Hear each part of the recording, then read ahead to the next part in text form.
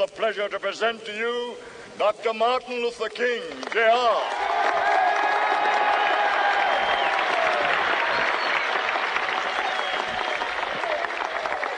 I am happy to join with you today in what will go down in history as the greatest demonstration for freedom in the history of our nation.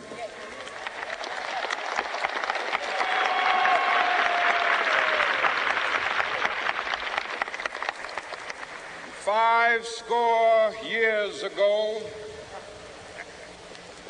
a great American in whose symbolic shadow we stand today signed the Emancipation Proclamation. This momentous decree came as a great beacon light of hope to millions of Negro slaves who had been seared in the flames of withering injustice. It came as a joyous daybreak to end the long night of their captivity. But 100 years later, the Negro still is not free. 100 years later, the life of the Negro is still sadly crippled by the manacles of segregation and the chains of discrimination. 100 years later, the Negro lives on a lonely island of poverty in the midst of a vast ocean of material prosperity. 100 years later, the Negro is still languished in the corners of American society and finds himself in exile in his own land. And so we've come here today to dramatize a shameful condition. In a sense, we've come to our nation's capital to cash a check. When the architects of our republic wrote the magnificent words of the Constitution and the Declaration of Independence, they were signing a promissory note to which every American was to fall heir.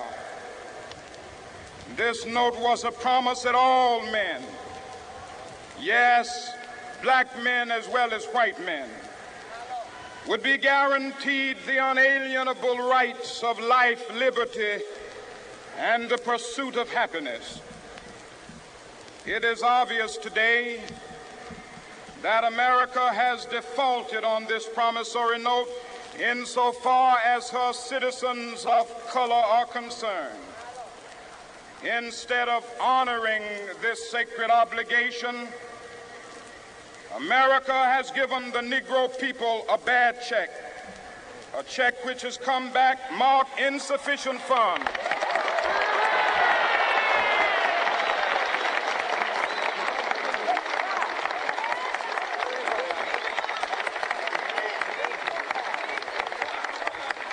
But we refuse to believe that the Bank of Justice is bankrupt. We refuse to believe that there are insufficient funds in the great vaults of opportunity of this nation.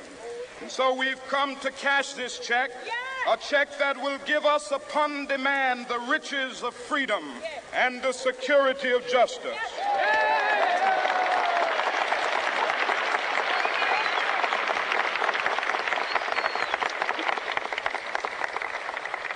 We have also come to this hallowed spot to remind America of the fierce urgency of now. This is no time to engage in the luxury of cooling off or to take the tranquilizing drug of gradualism.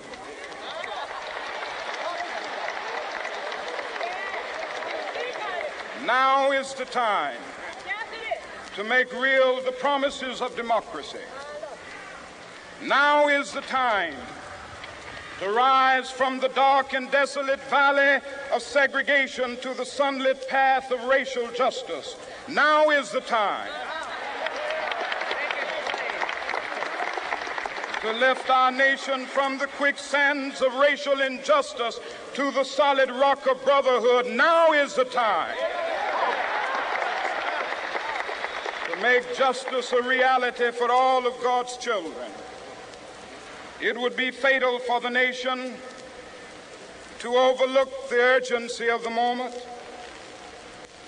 This sweltering summit of the Negro's legitimate discontent will not pass until that is an invigorating autumn of freedom and equality. 1963 is not an end, but a beginning. Those who hope that the Negro needed to blow off steam and will now be content will have a rude awakening if the nation returns to business as usual.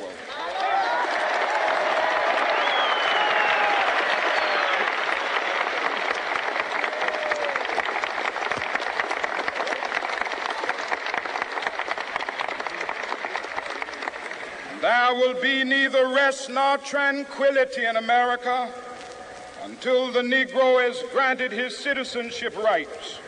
The whirlwinds of revolt will continue to shake the foundations of our nation until the bright day of justice emerges. But that is something that I must say to my people who stand on the warm threshold which leads into the palace of justice. In the process of gaining our rightful place, we must not be guilty of wrongful deeds. Let us not seek to satisfy our thirst for freedom by drinking from the cup of bitterness and hatred.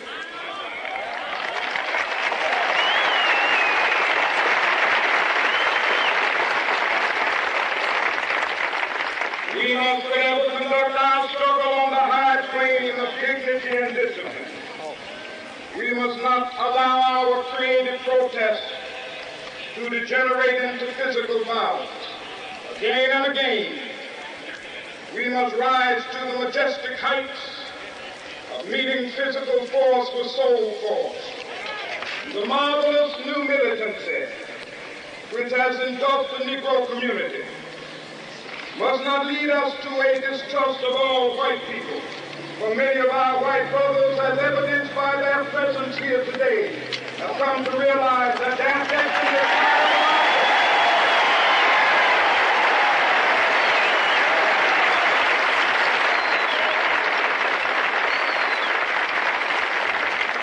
they have come to realize that their freedom is inextricably bound to our freedom.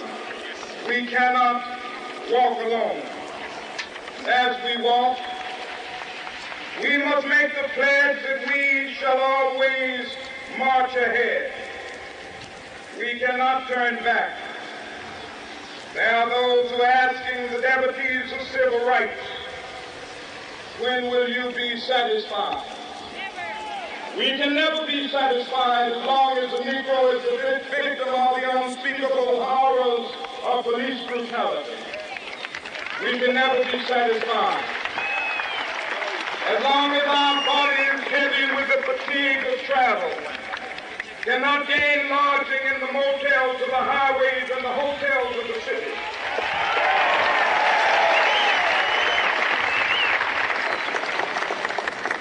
We cannot be satisfied as long as a Negro in Mississippi cannot vote and a Negro in New York believes he has nothing for which to vote.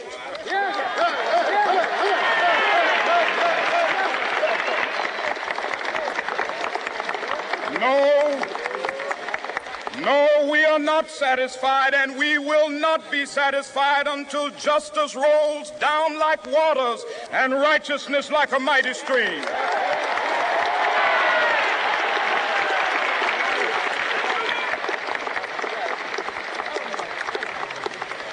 I am not unmindful that some of you have come here out of great trials and tribulations. Some of you have come fresh from narrow jail cells.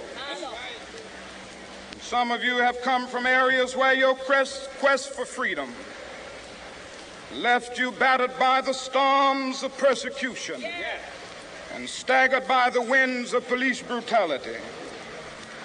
You have been the veterans of creative suffering. Continue to work with the faith that unearned suffering is redemptive.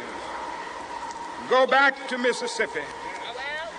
Go back to Alabama, go back to South Carolina, go back to Georgia, go back to Louisiana, go back to the slums and ghettos of our northern cities, knowing that somehow this situation can and will be changed.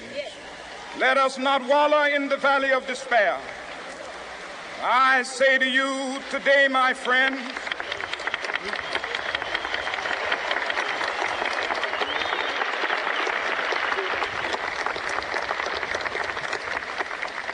so even though we face the difficulties of today and tomorrow, I still have a dream. It is a dream deeply rooted in the American dream. I have a dream that one day this nation will rise up and live out the true meaning of its creed. We hold these truths to be self-evident, that all men are created equal.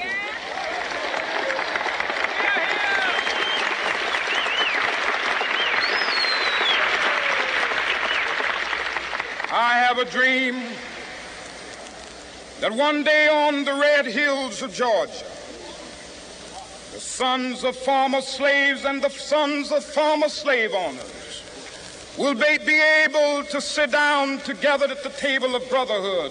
I have a dream that one day, even the state of Mississippi, a state sweltering with the heat of injustice, sweltering with the heat of oppression, will be transformed into an oasis of freedom and justice. I have a dream that my 4 little children will one day live in a nation where they will not be judged by the color of their skin, but by the content of their character. I have a dream today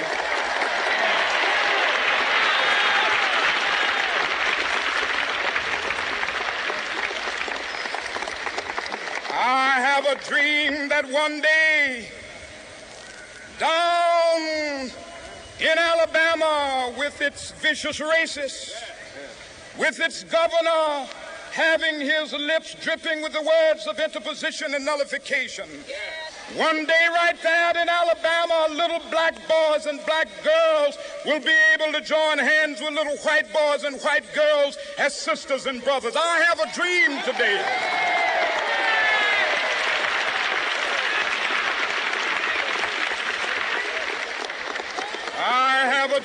that one day every valley shall be exalted, and every hill and mountain shall be made low. The rough places will be made plain, and the crooked places will be made straight, and the glory of the Lord shall be revealed, and all flesh shall see it together. This is our hope. This is a faith that I go back to the South with. With this faith, we will be able to hew out of the mountain of despair a stone of hope. With this faith, we will be able to transform the jangling discords of our nation into a beautiful symphony of brotherhood. With this faith, we will be able to work together, to pray together, to struggle together, to go to jail together, to stand up for freedom together, knowing that we will be free one day. This will be the day. This will be the day when all of God's children will be able to sing with new meaning, "My country, tears of thee. Sweet land of liberty, of thee I sing. Land where my fathers died, land of the pilgrim's pride. From every mountainside, let freedom ring. And if America is to be a great nation, this must become true. And so let freedom ring. From the prodigious hilltops of New Hampshire, let freedom ring. From the mighty mountains of New York, let freedom ring. From the heightening Alleghenies of Pennsylvania, let freedom ring. From the snow-capped Rockies of Colorado, let freedom ring. From the curvaceous slopes of California. But not only that, let freedom ring from Stone Mountain of Georgia. Let freedom ring from Lookout Mountain of Tennessee. Let freedom ring from every hill and molehill of Mississippi, from every mountainside. Let freedom ring. And when this happens,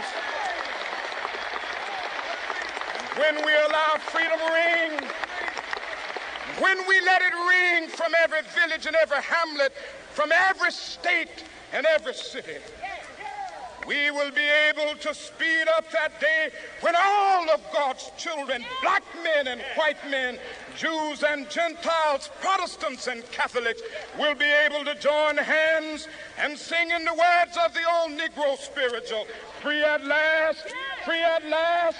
Thank God Almighty, we are free at last.